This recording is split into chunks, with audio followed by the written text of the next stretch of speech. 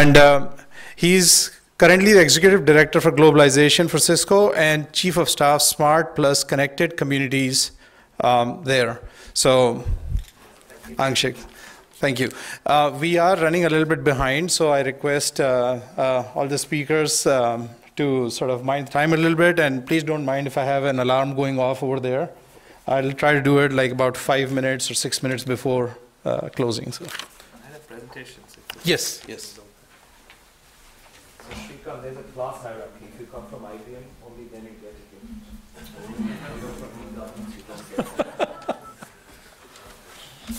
Thank you very much. I think the previous speaker very eloquently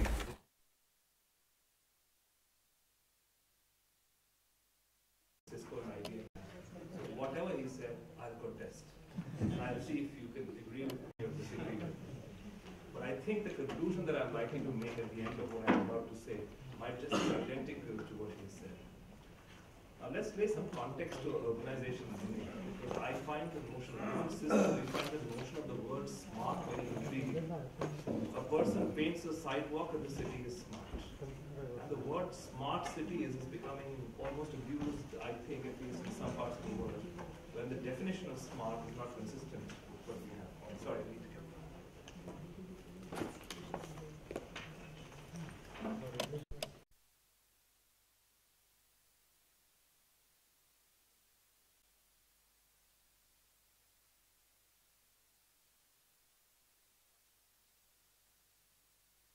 and I think it's fair to say that India is has been a reluctant urbanizer.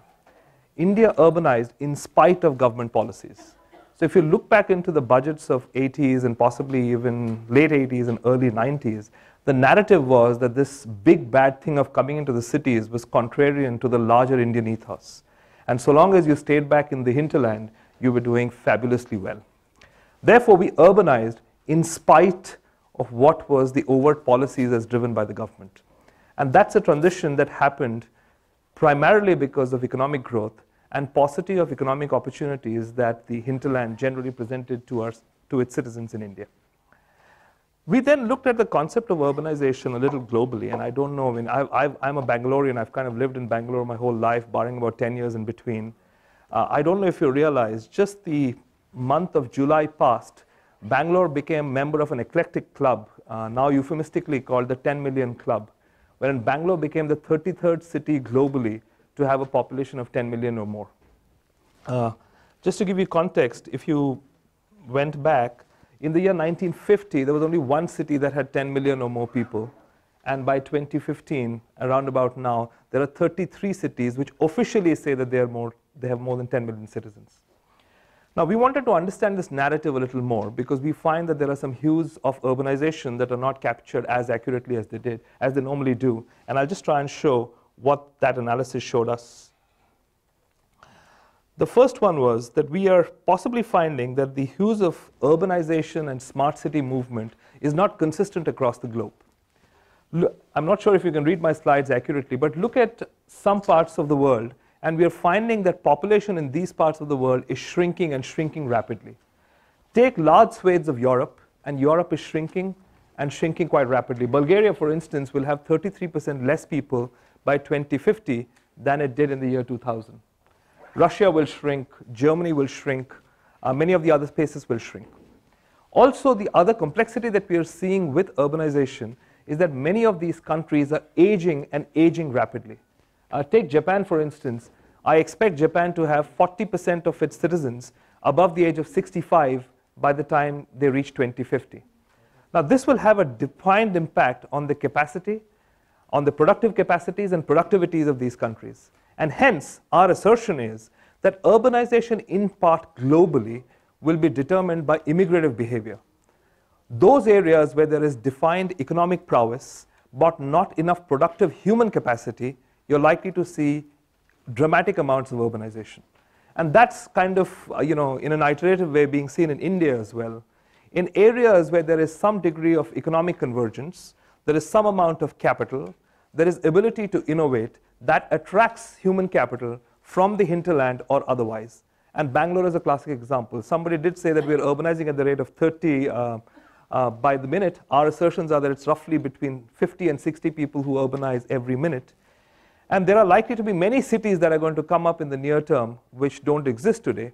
But the primary driver for that will be paucity of opportunities as to where they are that drives the move for these individuals to come into the urban confines for activities of livelihood or things like that. It's staggering, really. I mean, this data for us was very interesting. Whilst we found that there was a part of the world that was aging and shrinking, there are some other parts of the world we're just going through the roof. India, for instance, will grow by 55%. So will Indonesia, so will Brazil, so will the Philippines. And interestingly, look at the other countries that will grow through the roof. Afghanistan, Yemen, Ethiopia, Congo. Not really poster childs of fantastic economic growth, but it's a heady concoction. You're likely to have the population in these areas go through the roof, but without definitive avenues of employment, innovation, or any other posturing that these citizens need. In that event, urbanization is almost a given fallout. They are likely to move away from these spaces and move into spaces where there is definite economic capital. Okay, so now I've made the first point. Now, the other thing that we find is that rapid urbanization creates common challenges to all cities. And the narrative that we hear from each government is, we don't have the money and we really don't know how to deal with it. What we'll attempt to do is possibly provide a technology narrative of what possibly can be done in alleviating some of these issues, much on the lines of what Shrikant said and what the previous speaker from IBM alluded to. Because I'm short on time, but let me lay this out to you. So a question goes out much like what Shrikant asked, and I think Mr. Ravindra, who's been here, knows the answer to this because we have been on common panels before and he's answered this. Answer this question. There are roughly 8 billion people on the planet, right? Give or take a few 100 million. Tell me how many toothbrushes are there on the planet? Pick a number. 3 billion? Well, that means you have seen my presentations before. That's the story. There are only 3 billion toothbrushes for 8 billion people, but that's half the story. Now tell me how many cell phones are there on the planet. There are 7 billion cell phones growing at the rate of 20 million cell phones a month. Now that's staggering, really. An average person today gets access to the network, gets access to information through high definition before he's getting access to potable drinking water, before he gets access to cogent healthcare, before he gets access to many of the other activities. Therefore, the narrative for us to look at technology as something very elitist and something that does not touch human lives is as removed as it gets. Go to an average panwala on the street. We did this research in Bangalore. We covered all the panwalas for somebody who sells betel nut, roughly owns 1.7 cell phones, but does not buy a 10 rupee toothbrush. And he does not buy a toothbrush for 21 years of a 57-year average existence of his life. Staggering. So he's likely to spend 10,000 rupees on a device because he finds that activity economically more accretive and does not find it important enough to buy a toothbrush. Why is that? We believe that computing costs, storage costs, and bandwidth costs have spiraled and spiraled down dramatically. The reason why this has happened is primarily because of demand. Chances are that all of you are using, I don't know, a minimum of 3 devices. All of you in this room have a smartphone, I assume. Chances are most of you are using a tablet. Chances are most of you have an office PC. If you're at a higher end India context, gated community, you have a camera that moves, covers you where you go. Now contrast this with how many toothbrushes you own or any other basic activity that you have. You will realize that the amount of money that you allocate per month for technology support dramatically outstrips primary indices of human life. And should we choose to ignore this aspect, we're losing a large play in the smart city plans as we begin to manage smart cities. Let's lay out a few other narratives. The other thing that most people miss now in India in the context of smart cities is that India by the year 2017 will be the 2nd largest user of the internet. Currently we are the 3rd largest user of the internet, outpaced only by the Americas and by China. By 2017 we'll have close to 500 million people in India on the internet, most of them on the vernacular and not in English, and that will mean that the dominant constituent of any government in India will be an average internet user. I'm going to take liberties with Srikanth and assume that he and I are on the wrong side of the demographic dividend that India tends to offer. Both of us, I assume, are above the age of 27. But the large swathes of people where India will have about 70% of its populace below the age of 26 with access to the internet, but without access to adequate economic activities, is a potboiler for disaster. And should we choose not to look at the context of smart cities from those activities that actually help citizens, we might miss a trick or two. The other assertion that we are saying is that today the internet roughly contributes to an average of less than 2% of our GDP. Should we take the opportunity of the internet contributing to about 5% of our GDP, we would have possibly moved a minimum of 100 or 150 million out of the poverty indices as defined by the government of India. By the way, that's a number that comes from your Institute for Human Settlement. So the opportunity really is very compelling. Hopefully what we'll do is to look at some of the hues of these opportunities and see what we can do to manage this transition. Now this is something that we are seeing firstly, which we just spoke about. The first transition that we are seeing in smart cities is device and data proliferation. There are roughly 15 billion devices that are connected onto the network today, and we expect by 2020 there'll be 50 billion devices on the network. That roughly means that for every living person on the planet, there are going to be 6 devices on the very minimum that support that individual. If you were to look at it in India, India today has somewhere in the range of 950 million to about 1 billion devices that are on the network. We expect that number by 2020 to grow by 70%, and for that number to be 1.7 billion or so, which means for every average Indian, there'll be close to 2 devices that support that individual. The other assertion that Cisco is putting its hand out, and I don't know if you saw this, that if you were to hark back to the year 1984, there were only 1,000 devices connected onto the network. That number staggeringly has grown to 50 billion by 2020. It's staggering. This is possibly the only single largest discontinuity that the mankind's faced with over the last 20 years, which is the emergence of the internet. There hasn't been a discontinuity this large over the course of the last 30, 35 years or so. Now the other thing that we are setting our hand out is that we think that with 50 billion devices coming onto the network, the adoption of the internet will be faster than the adoption of power and faster than adoption of telephony. And should we choose not to use the primary premise of mobility and connectivity in the city plans, we are missing a trick or two. Now we also did a bit of a survey, talking to various city planners and spatial planners as to how they saw smart cities in India. And I would assert that our understanding was a little different from what we thought we'd hear from them. Most smart city planners in India have a very romantic, and I dare say an American notion of how our cities ought to be. It's this long, green, salubrious spaces, children bicycling down a waterfall, you owning a gated community, a beautiful house. And the premise of planning is to plan a city which is in excess of 1,500 square kilometers. Frankly, I don't know if those are notions of what you hope your life will be when you're beyond the age of 50. It's not happening. India has got to think in terms of compact cities and look at transport as an integral part of the city.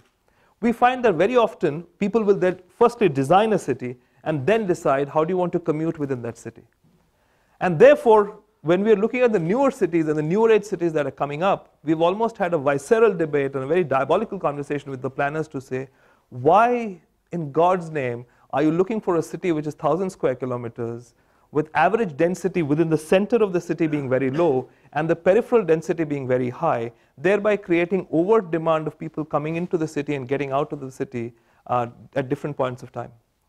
But the notion that we've all settled for ourselves is this very lavish homes, and every time I open the Times of India, I'm a little appalled to see the kind of ads that come out where you're always promoting a lifestyle that's almost not tenable.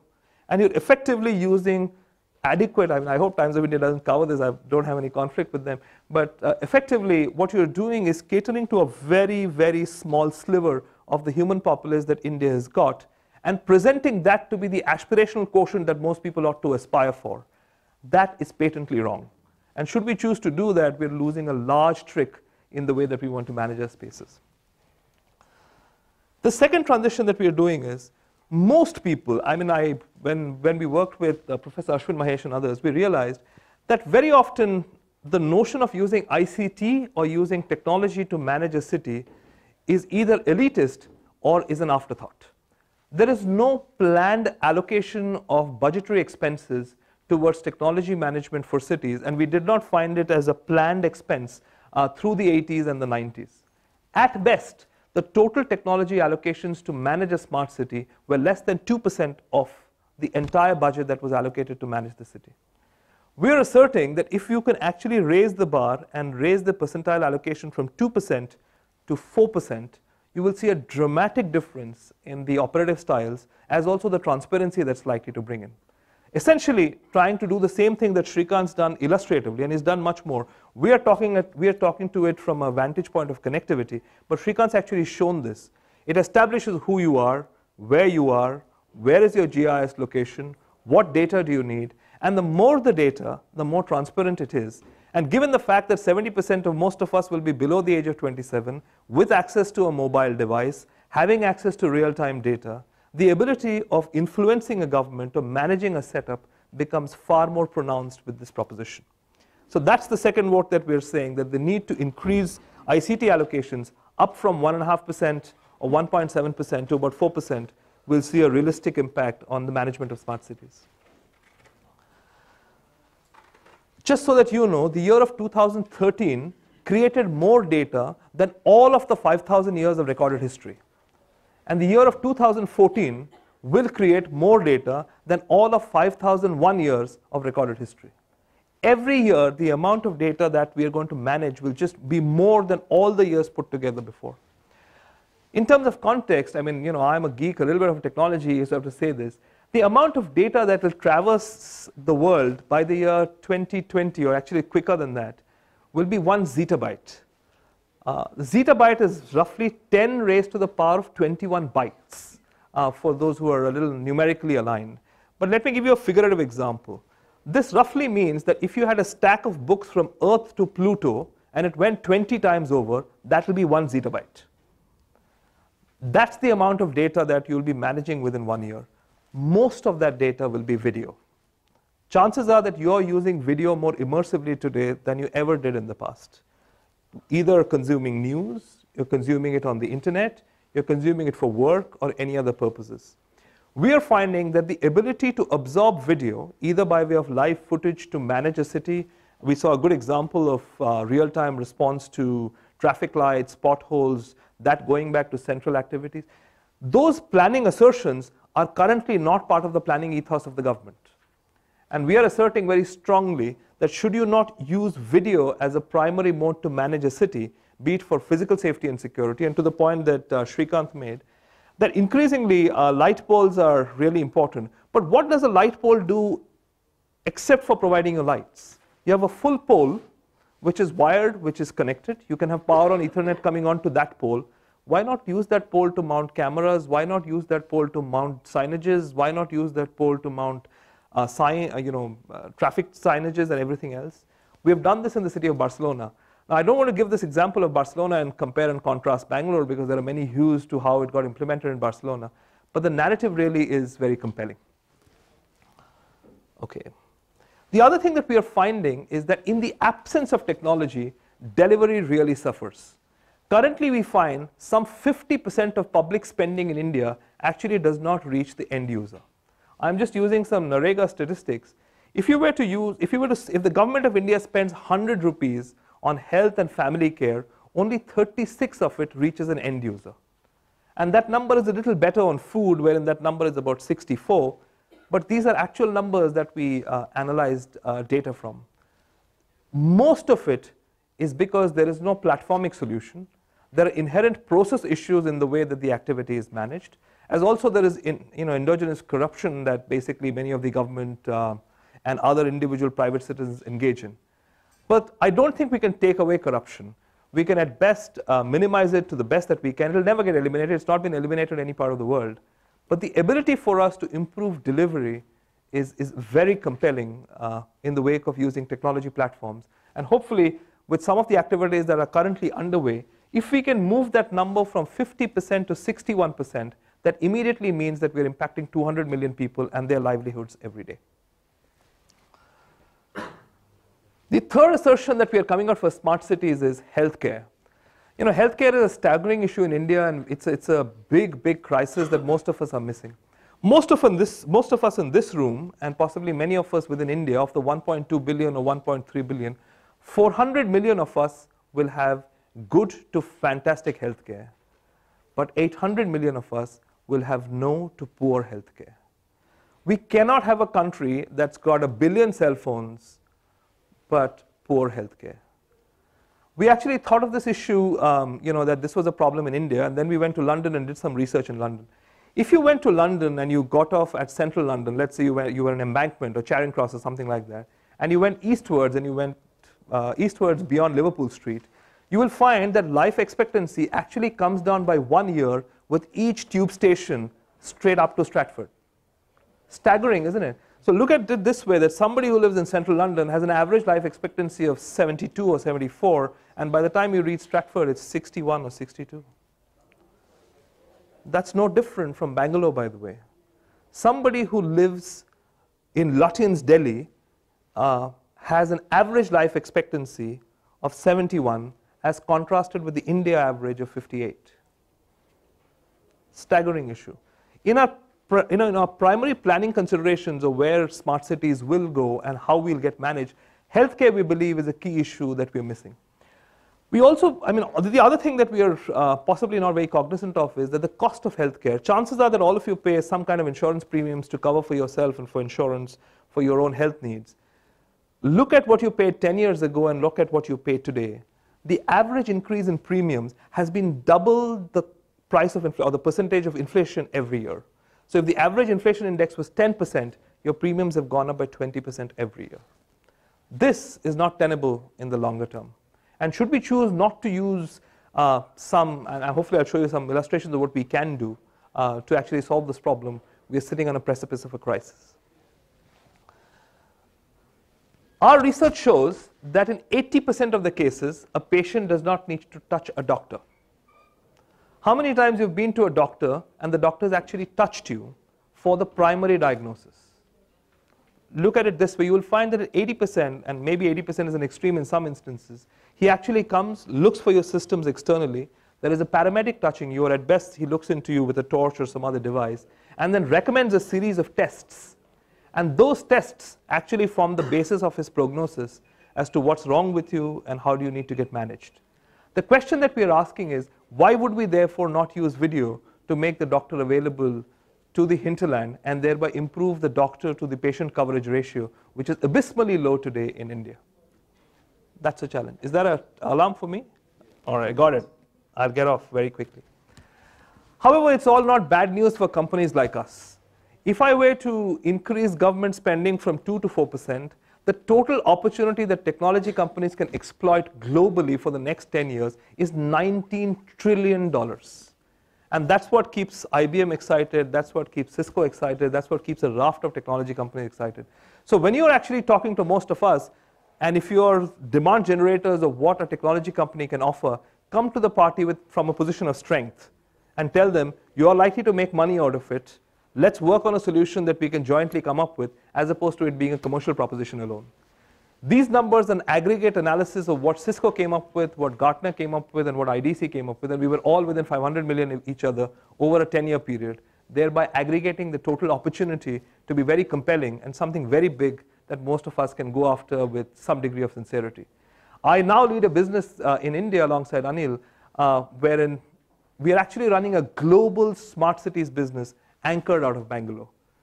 I don't know if you know this. There is a company, everybody referred to Whitefield. I live in Whitefield, so I'll give you an example. There's a company there called Teleradiology. Look this up. It's on right at the crossing of RxDX, where ITPL turns in and where there's a huge traffic jam, so you will see it.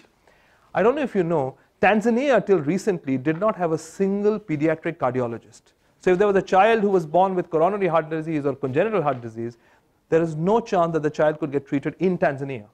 So the child had to go to Dubai, the child had to come to South Africa, the child had to come to India. Sunita Maheshwari, who actually runs this operation, is I think a Yale grad, basically set this up of a remote radiology service of providing services remotely for those areas that are not economically well off, thereby providing life-critical support. And our assertion is that this is possibly the primary beginnings or the trappings of an urban services industry. Increasingly, the management of a city will not stay within the city. You will find some other city that provides outsourced services in managing the activities of another city. Should you choose to come and see us sometime in Cisco, we'll possibly show you figurative examples of how that could be done and live examples of some that are already happening. Your looks are getting tougher, but I'll stop and I'll stop quickly. Effectively, what we are asserting is when we are planning for a city, it's equally important to plan for an ICT overlay.